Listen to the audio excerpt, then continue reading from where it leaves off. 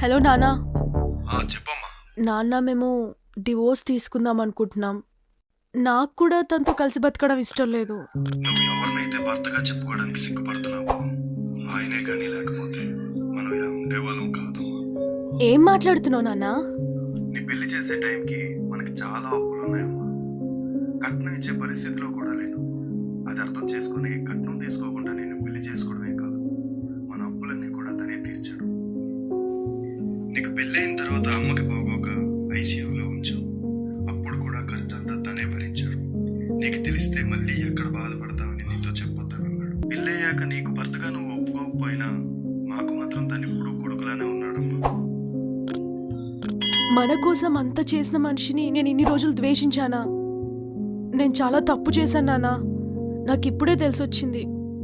నేను మా ఆయనతో మాట్లాడతాను.